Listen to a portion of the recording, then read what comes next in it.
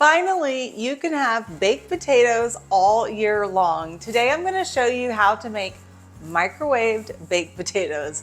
Yes, you could actually make all the delicious flavors of baked potato, but in your microwave, and that means you can enjoy it even in the hottest months. You can have a delicious baked potato without heating up your kitchen.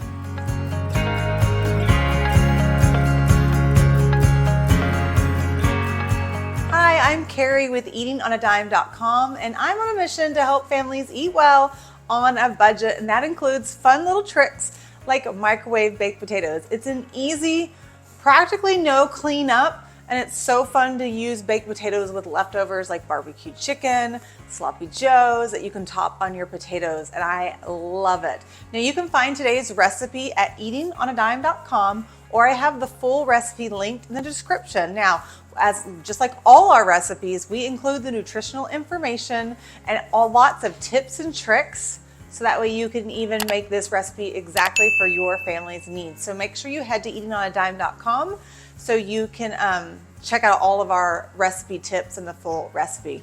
Okay, so let's go make some baked potatoes.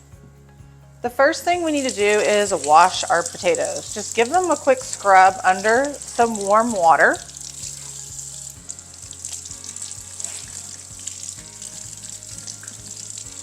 And that just gets all the excess dirt off. Next, you're going to take a fork and you're going to stab each potato a few times.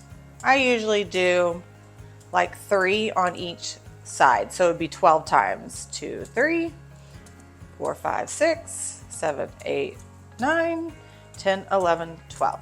And what that does is that just allows some of the steam to escape when you're baking a potato.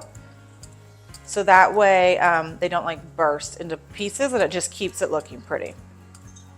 Once you're finished with that, we are ready to microwave. We are not going to actually oil it or salt it because we're not baking it. This is a baked microwave tips. We're going to get all the flavors of baked without actually baking them, so we don't have to heat up our kitchen. Now, if you need more, if you want that crispy outside edge, stay tuned to the end of the video because I will talk about how you can get that nice and crispy without actually heating up your kitchen again.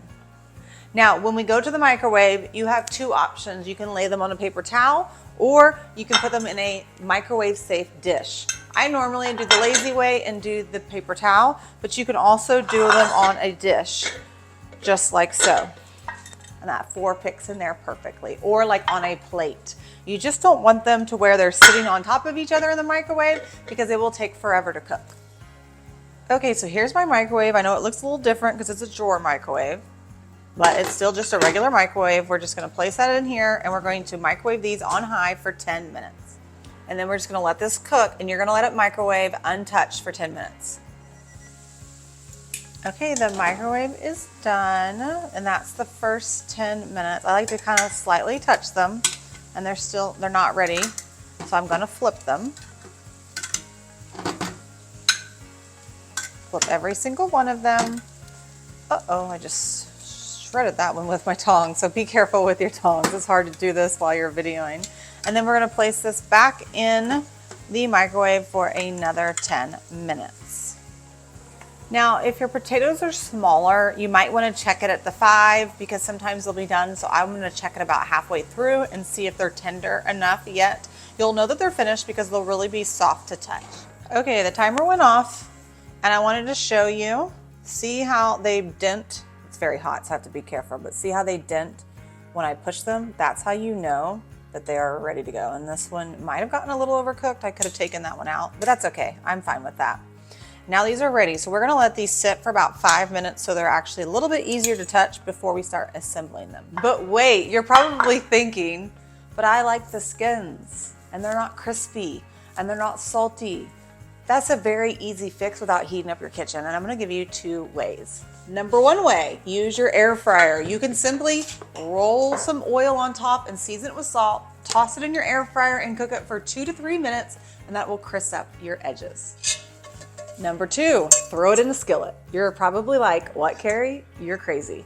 No, actually, put some oil in your pan or butter, place your cooked baked potatoes right on top. Roll them around with your tongs. You will get that crispy salted edge. I like to salt them right after they come off the stove top, and it just takes 2 or 3 more minutes.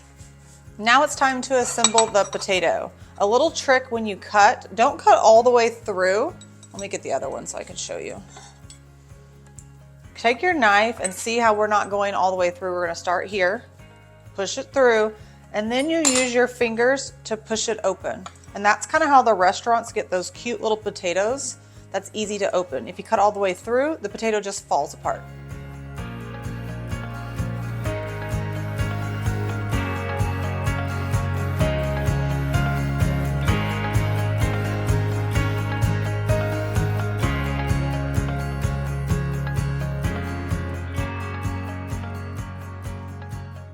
And then we're gonna top it with salt and pepper.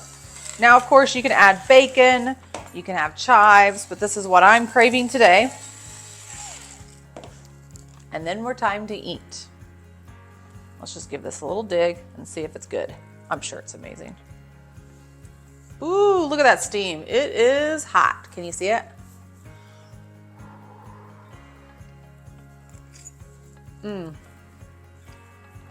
Perfectly cooked every single time, and your microwave did all the hard work.